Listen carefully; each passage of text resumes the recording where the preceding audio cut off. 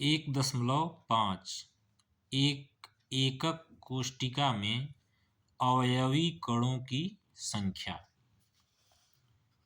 हम जानते हैं कि कोई भी क्रिस्टल जालक एकक कोशिकाओं की अत्यधिक संख्या से बना होता है और प्रत्येक जालक बिंदु पर एक अवयवी कण, परमाणु, अणु या आयन रहता है। अब हम देखेंगे कि प्रत्येक अवयवी कण का कौन सा भाग एक विशिष्ट एकक कोशिका से संबंधित है। हम 3 प्रकार के घनीय एकक कोशिकाओं पर विचार करेंगे और सरलता के लिए परमाणु को अवयवी कण मानेंगे। पहला है आद्य घनीय एकक कोशिका। आद्य मतलब सरल घनीय एकक कोशिका। आद्य घनीय एकक कोशिका में परमाणु अथवा अवयवी कण केवल कोनों पर होते हैं। कोने का प्रत्येक परमाणु 8 निकटवर्ती एकक कोशिकाओं के मध्य सहभाजित होता है, जैसा चित्र 1.12 में दिखाया गया है। यहाँ पर आप देख सकते हैं, एक सरल एकक कोशिका में प्रत्येक कोने का परमाणु 8 एकक कोशिकाओं के मध्य सहभाजित है। यहाँ पर आप देख सकते हैं 1, 2, 3, 4, पीछे ये 5, ये 6, ये 7 और ये 8। तो एक परमाणु जो है 8 भागों में बटा हुआ है। अतः वास्तव में एक परमाणु का 1/8वां भाग एक विशिष्ट एकक कोशिका से संबंधित रहता है।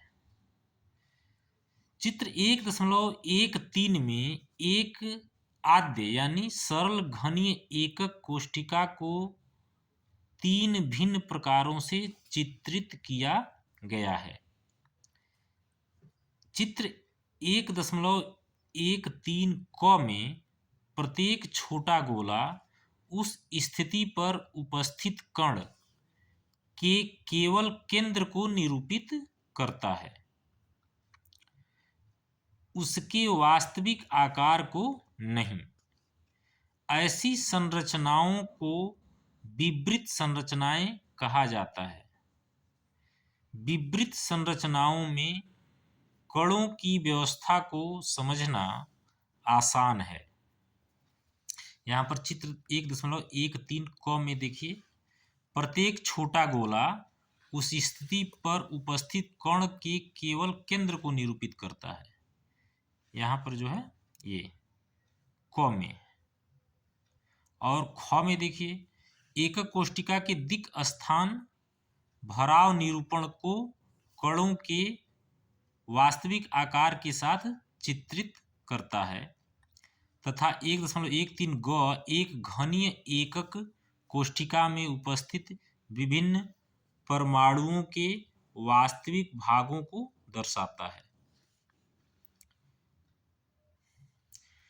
चूंकि कुल मिलाकर प्रत्येक घनीय एकक कोशिका में उसके कोनों पर 8 परमाणु हैं, अतः एक एकक कोशिका में परमाणुओं की कुल संख्या 8 गुणा 1/8 बराबर 1 परमाणु होगी। चूंकि कुल मिलाकर प्रत्येक घनीय एकक कोशिका में उसके कोनों पर 8 परमाणु हैं, अतः एक एकक कोशिका में परमाणुओं की कुल संख्या यानी 8 परमाणु हैं, तो 1/8 पार्ट उसमें रहता है, तो 8 गुणा 1/8 यानी 1 परमाणु होगी। अब अंतः केंद्रित घनीय एकक कोशिका। एक अंतः केंद्रित घनीय BCC एकक कोशिका में एक परमाणु उसके प्रत्येक कोनों पर और इसके अतिरिक्त एक परमाणु उसके अंतः केंद्र में भी होता है। चित्र 1.14 अंतः केंद्रित घनीय एकक कोष्ठिका की क विवृत संरचना, ख दिक् स्थान भराव मॉडल और ग एक एकक कोष्ठिका को वास्तविक रूप से संबंधित परमाणुओं के भागों के साथ दर्शाता है। इसको हम यहाँ पर देख सकते हैं। यहाँ पर चित्र 1.14 एक अंतः केंद्रित घनीय एकक कोष्ठिका है जिसमें विवृत संरचना ए वाली है। इसमें आप देख सकते हैं कि इसके घनीय कोष्ठिका है तो इसकी 8 कोने होंगे। तो 8 कोने पर 8 परमाणु हैं, 1 2 3 4 5 6 7 और 8। और इसमें अंतः केंद्रित है तो एक बीच में होता है तो ये 9।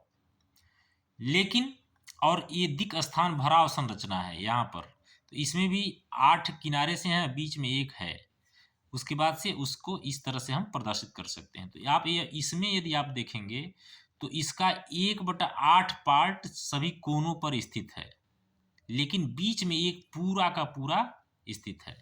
तो इसको हम कैसे ज्ञात करेंगे कितना होता है, एकक कोष्ठिका में कितने परमाणु होंगे।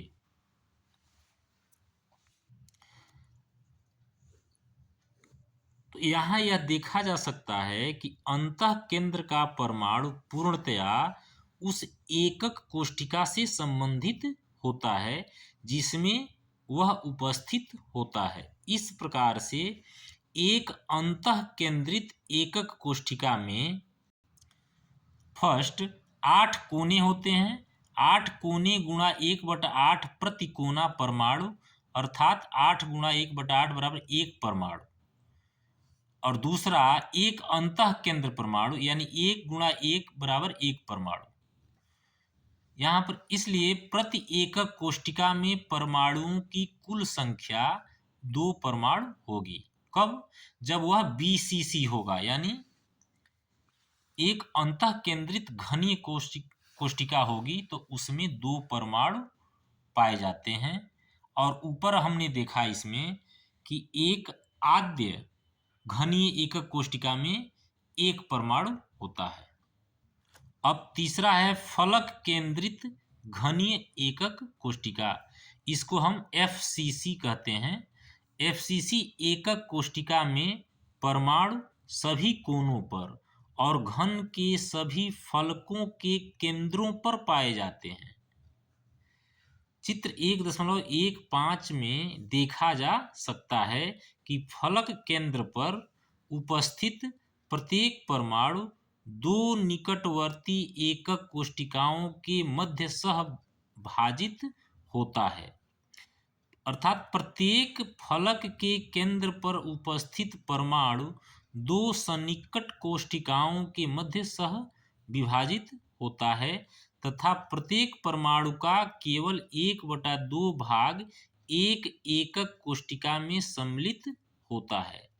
चित्र 1.16 में फलक केंद्रित एकक कोष्ठिका की विवृत संरचना, दिक् स्थान भराव मॉडल तथा एक एकक कोष्ठिका को वास्तविक रूप से संबंधित परमाणुओं के भागों के साथ दर्शाया गया है।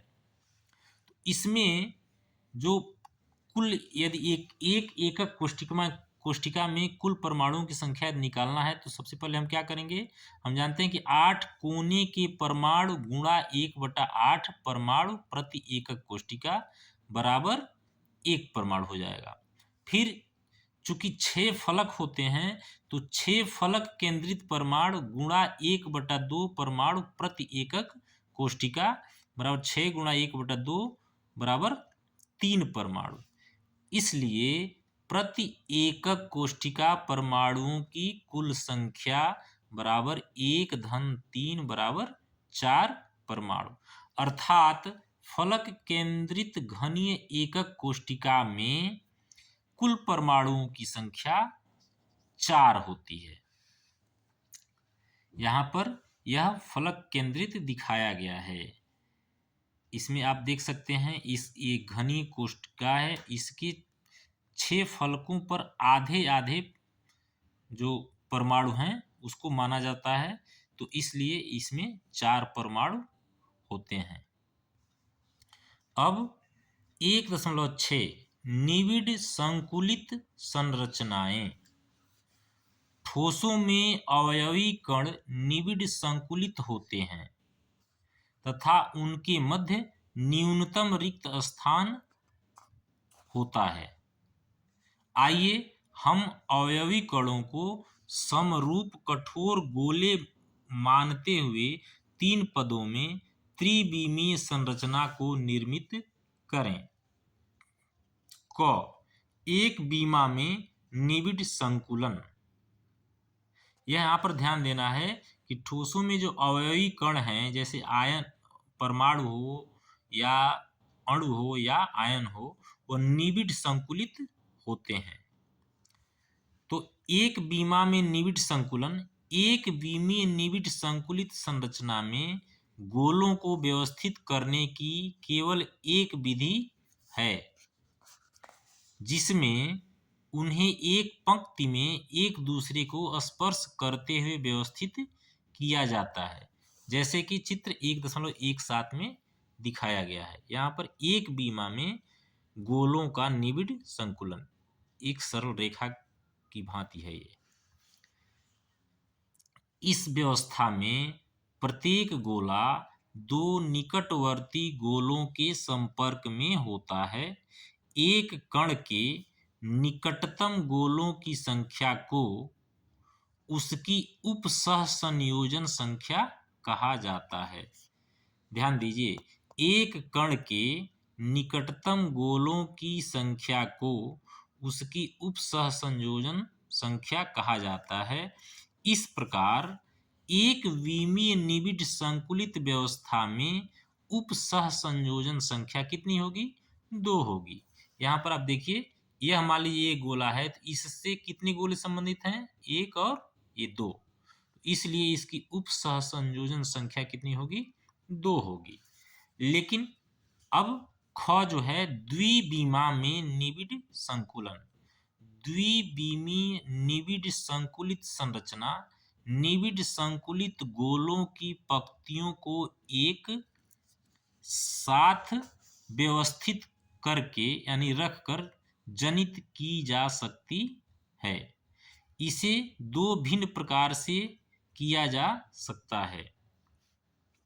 पहला, द्वितीय पंक्ति को प्रथम के संपर्क में इस प्रकार रखा जा सकता है कि द्वितीय पंक्ति के प्रत्येक गोले प्रथम पंक्ति के गोलों के ठीक ऊपर हों एवं दोनों पंक्तियों के गोले क्षैतिजीय तथा साथ ही ऊर्ध्वाधर रूप से समरेखित हों। यदि प्रथम, अभी इसको समझने के लिए आप देखिए यहाँ पर, यानी इसका केंद्र सभी का, यदि हम क्षैतिज चलें या ऊर्ध्वाधर चलें, सभी का केंद्र एक रेखा पर स्थित है। द्वितीय पंक्ति को प्रथम के संपर्क में इस प्रकार रखा जा सकता है कि द्वितीय पंक्ति के गोले प्रथम पंक्ति के गोले के ठीक ऊपर हों और दोनों पंक्तियों के गोले क्षैतिजीय तथा साथ ही ऊर्ध्वाधर रूप से समरेखित हो, यानी एक ही रेखा पर स्थित हो। यदि प्रथम पंक्ति को हम ए प्रकार की पंक्ति कहते हैं, तो द्वितीय पंक्ति प्रथम पंक्ति के ठीक समान होने से वह भी ए प्रकार की ही होगी। इसी प्रकार से अधिक पंक्तियों को रखकर ए प्रकार की व्यवस्था प्राप्त की जा सकती है, जैसा कि चित्र 1.18 क में दिखाया गया है। यहाँ पर हम ए संरचना हम प्राप्त कर सकते हैं। लेकिन इस व्यवस्था में प्रत्येक गोला 4 निकटवर्ती गोलों के संपर्क में रहता है। इस प्रकार द्विविमीय उपसहसंयोजन संख्या कितनी है? 4 है। साथ ही यदि इन सन्निकट 4 गोलों के केंद्रों को जोड़ा जाए तो एक वर्ग प्राप्त होता है। अतः इस संकुलन को द्विविम में वर्ग निविड संकुलन कहा जाता है। दूसरा, द्वितीय पंक्ति को प्रथम के ऊपर सांतरित रूप से इस प्रकार रखा जा सकता है कि उसके गोले प्रथम पंक्ति के अवनमनों में ठीक आ जाएं। यदि प्रथम पंक्ति के गोलों की व्यवस्था को ए प्रकार कहा जाए तो द्वितीय पंक्ति जो कि भिन्न है उसे बी प्रकार कहा जा सकता है। इसको आप यहाँ पर देखिए, यहाँ पर यह ए प्रकार है और इसके बीच बीच में हम गोलों को रखे हुए हैं जो बी प्रकार का है।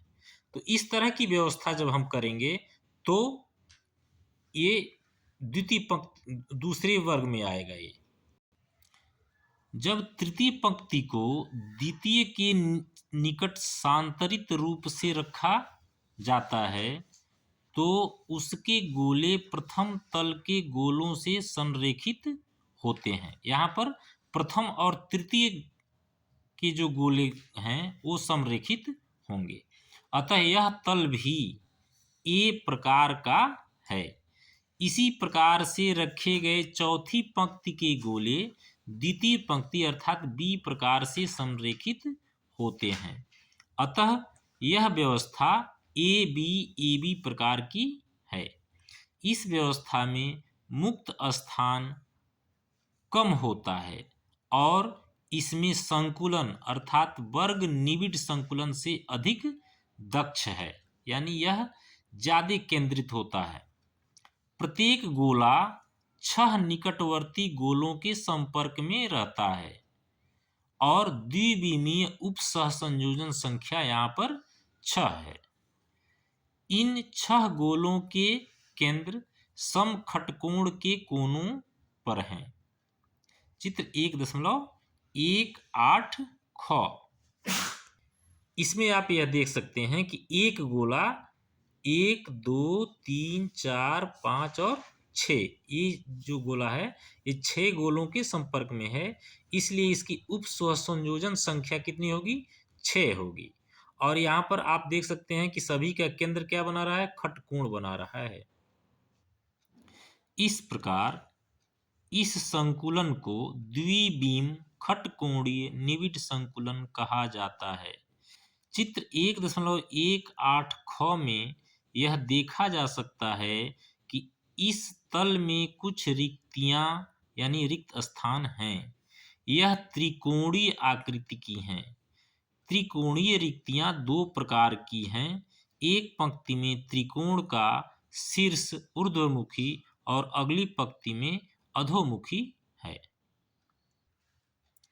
ग त्रिविमा में निबिड़ संकुलन। सभी वास्तविक संरचनाएं त्रिविम संरचनाएं होती हैं। यह द्विविमीय परतों को एक दूसरे के ऊपर रखने से प्राप्त की जा सकती है। पिछले खंड में हमने द्विविम में निबिड़ संकुलन की विवेचना की जो कि 2 प्रकार की हो सकती है, वर्ग निबिड़ संकुलित और खटकोणीय निबिड़ संकुलित। आइए हम देखते हैं कि इनसे कितने प्रकार के त्रिविमीय निबिड़ संकुलन प्राप्त किए जा सकते हैं। पहला, द्विविम वर्ग निबिड़ संकुलित परतों से त्रिविम निबिड़ संकुलन। जब द्वितीय वर्ग निबिड़ संकुलित परत को प्रथम के ऊपर रखा जाता है तब हम उसी नियम का अनुपालन करते हैं जिसका पालन हमने एक पंक्ति को दूसरे के निकट रखने में किया था। द्वितीय परत को प्रथम परत के ऊपर इस प्रकार रखा जाता है कि ऊपरी परत के गोले प्रथम परत के गोलों के ठीक ऊपर रहें।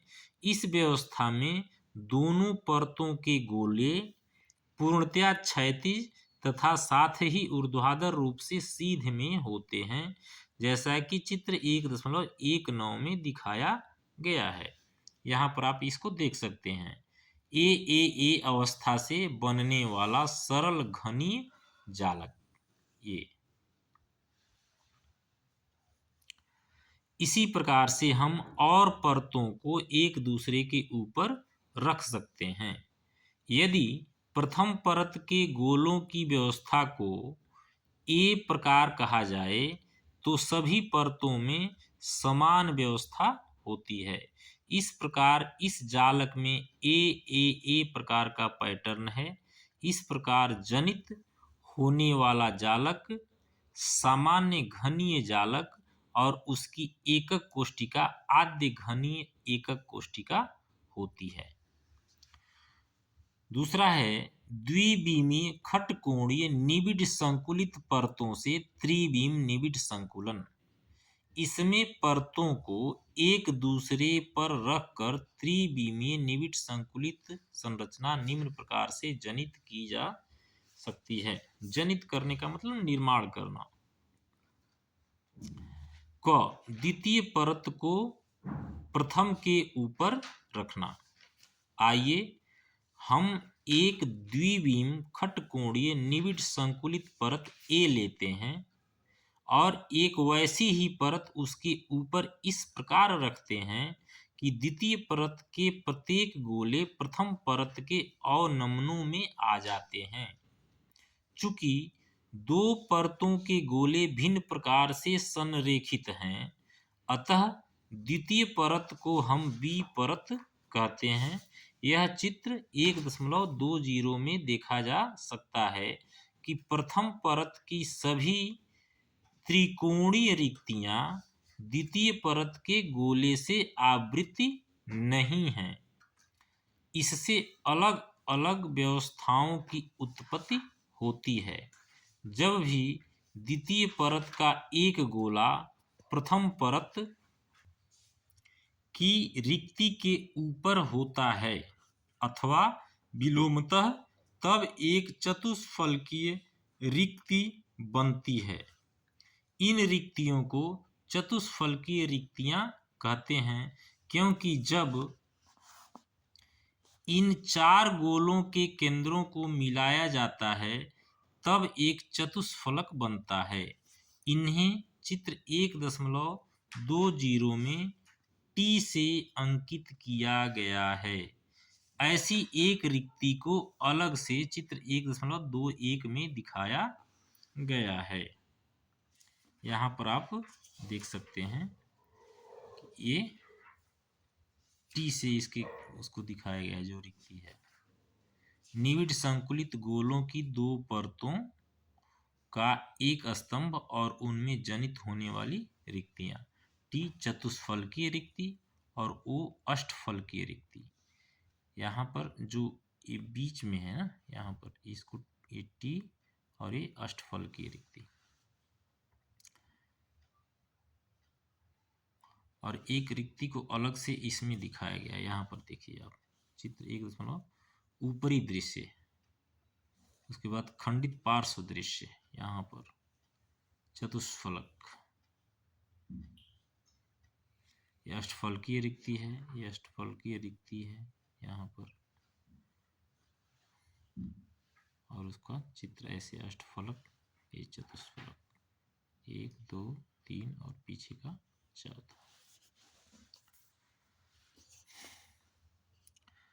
अन्य स्थानों पर द्वितीय परत की त्रिकोणीय रिक्तियां प्रथम परत की त्रिकोणीय रिक्तियों के ऊपर हैं और इनकी त्रिकोणीय आकृतियां अतिव्यापित नहीं होती।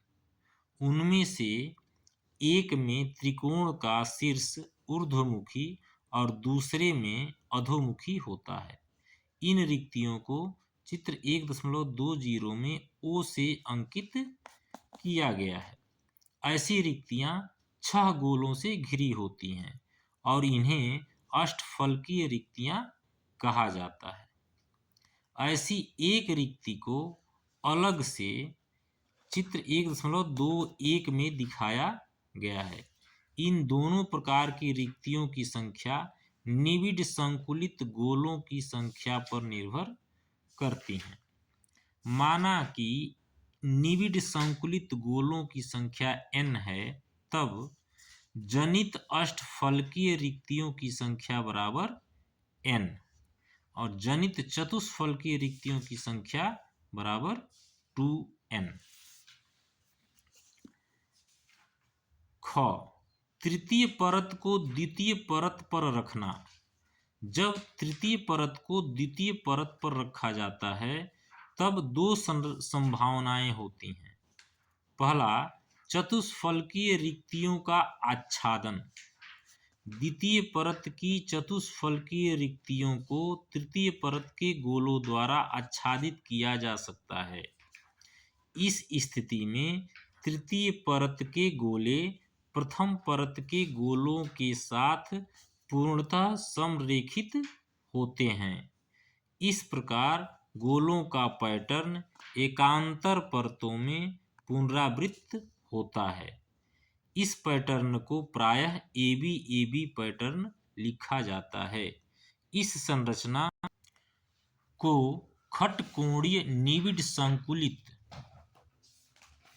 HCP, खटकोणीय निबिड संकुलित HCP संरचना कहते हैं। चित्र 1.22 यहाँ पर चित्र 1.22 इसमें बहुत से चित्र बनाए गए हैं। इस प्रकार की परमाणुओं की व्यवस्था कई धातुओं जैसे मैग्नीशियम और जिंक में पाई जाती है। चित्र 1.22 क, खटकोणीय घनीय निबिड संकुलन का खंडित दृश्य इन गोलों की परतों का संकुलन दर्शाते हुए। एक क है खटकोणीय संकुलन इस तरह से AB यहाँ घनीय निबिड संकुलन ABCA। प्रत्येक स्थिति में 4 परतें स्तंभ के रूप में HCP खटकोणीय निबिड संकुलित ABAB। संकुलन की ज्यामिति FCC ये है, एक ख है प्रत्येक रूप में और इसकी ज्यामिति ए है, इसकी ज्यामिति ए है।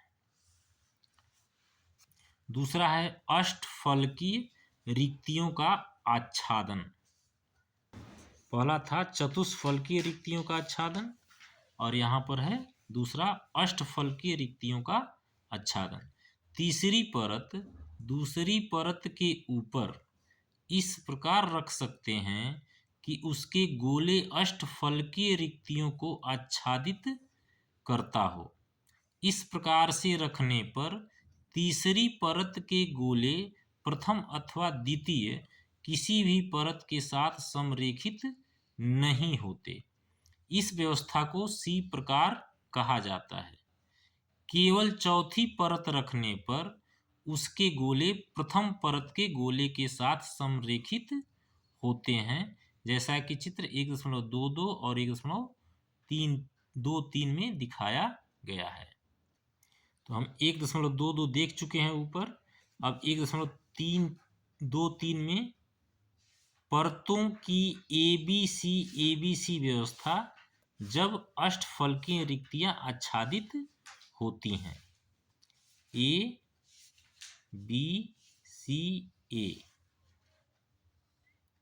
ख, इस व्यवस्था द्वारा निर्मित होने वाली संरचना का अंश जिसके परिणाम स्वरूप घनीय निबिड संकुलित CCP अथवा फलक केंद्रित घनीय FCC संरचना बनती है।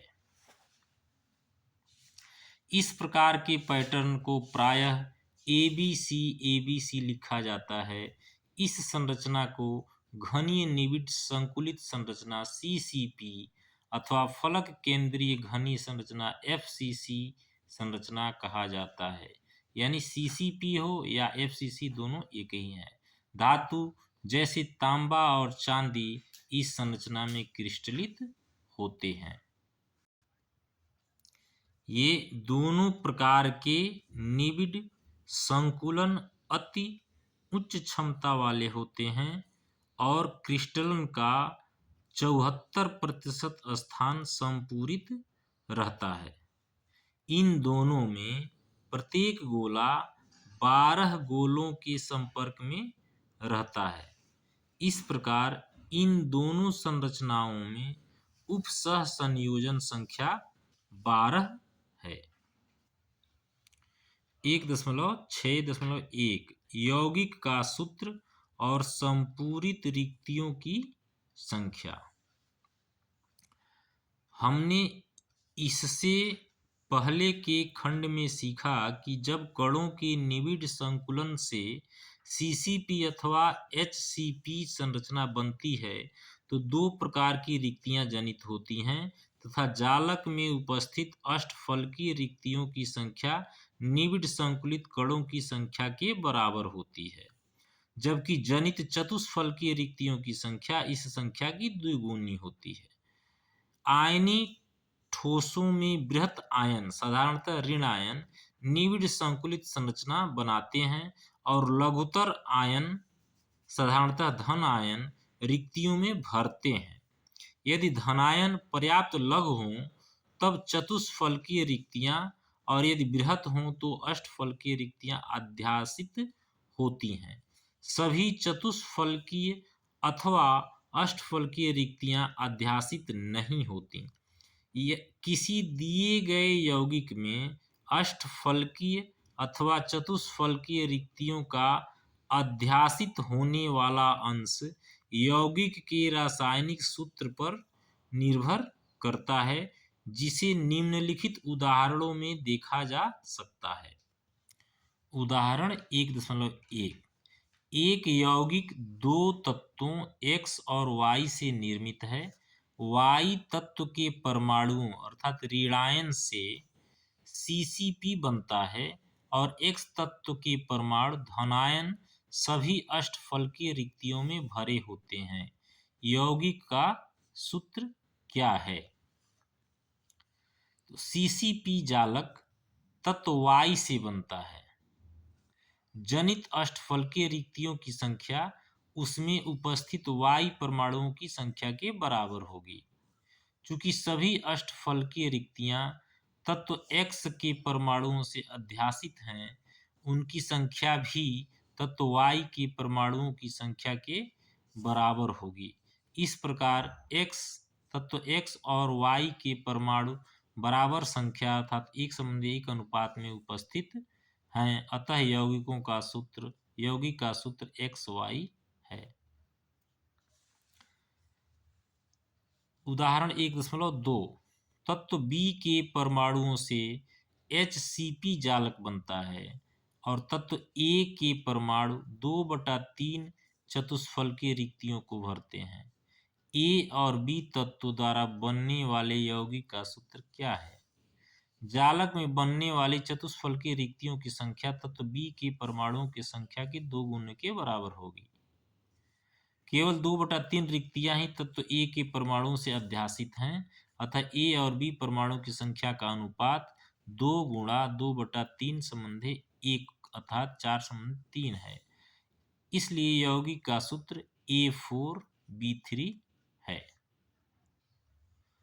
1.7 संकुलन क्षमता अवयवी कणों, परमाणुओं, अणुओं अथवा आयनों के किसी भी प्रकार से संकुलित होने पर रिक्तियों के रूप में कुछ मुक्त स्थान सर्वदा रहता है। संकुलन क्षमता कुल उपलब्ध स्थान का वह प्रतिशत है जो कणों द्वारा संपूरित होता है। आइए हम विभिन्न प्रकार की संरचनाओं में संकुलन क्षमता का परिकलन करें। 1.7.1 HCP और CCP संरचनाओं में संकुलन क्षमता। दोनों प्रकार के निबिड़ संकुलन HCP और CCP समान क्षमता वाले हैं। आइए CCP संरचना में संकुलन क्षमता का परिकलन करें। चित्र 1.24 में यदि एकक कोष्टिका के कोर एज या किनारा की लंबाई A हो तथा फलक विकर्ण B हो तो तो त्रिभुज ए बी सी में, यहाँ पर देखिए ए बी और सी, ये त्रिभुज है ए बी सी में A C square is equal to B square is equal to V C square plus A B square is equal to A square plus A square is equal to A square, अर्थात b बराबर √2a।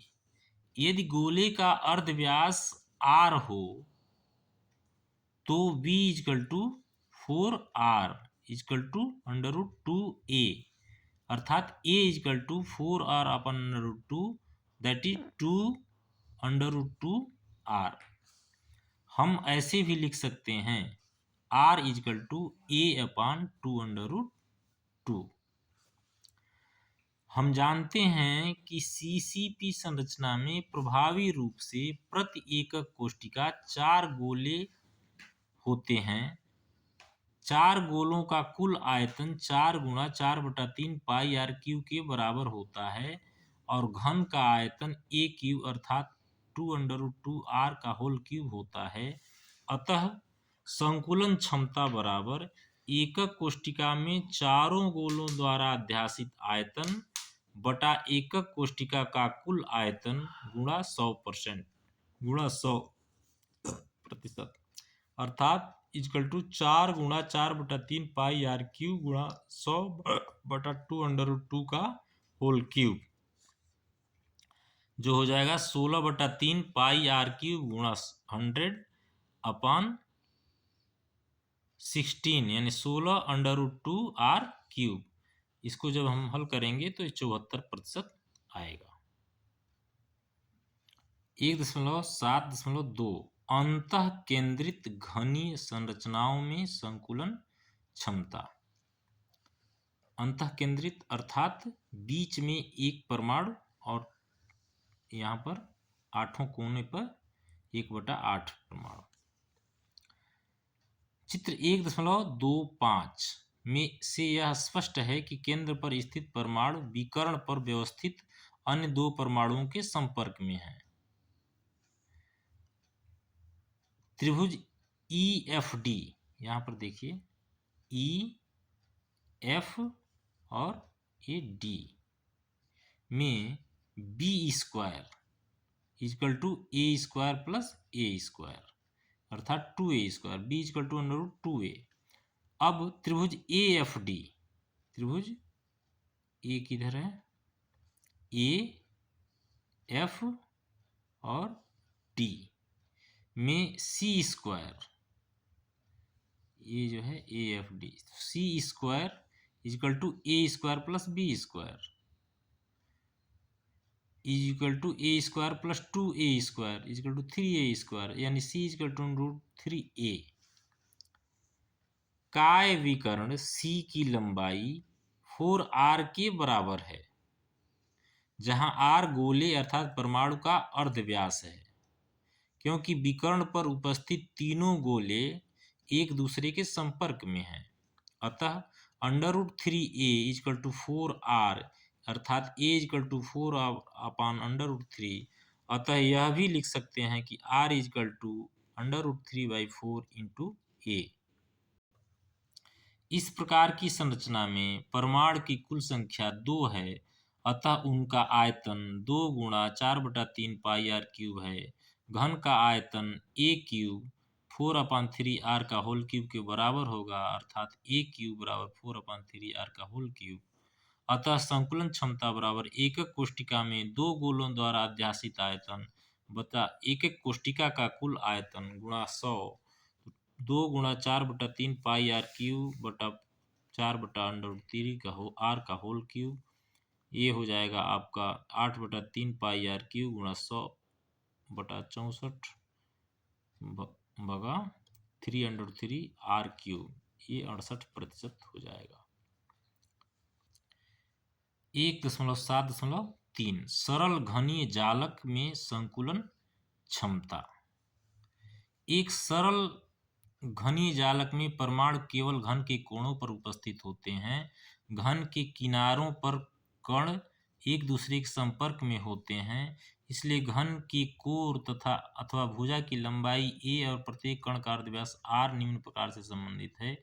a बराबर 2r, घनी एकक कोष्टिका का आयतन बराबर 2r का whole cube 8r cube.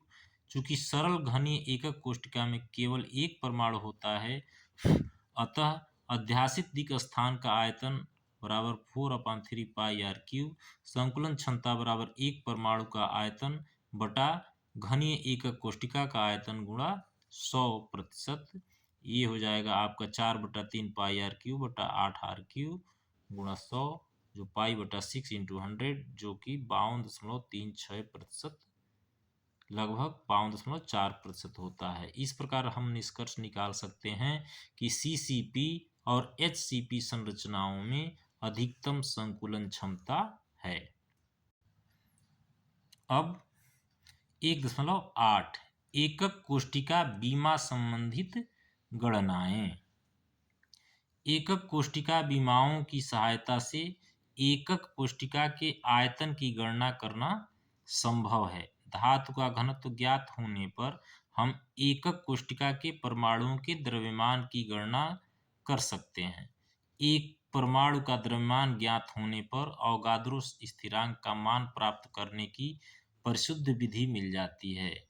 माना कि एक्स किरण विवर्तन से ज्ञात घनी क्रिस्टल की एकक कोष्टिका के कोर की लंबाई 8, ठोस पदार्थ का घनत्व d तथा मूलर द्रव्यमान m है, तब घनी क्रिस्टल में एकक कोष्टिका का आयतन बराबर a क्यूब, एकक कोष्टिका का द्रव्यमान बराबर एकक कोष्टिका में परमाणु की संख्या गुणा एक परमाणु का द्रव्यमान बराबर z × m।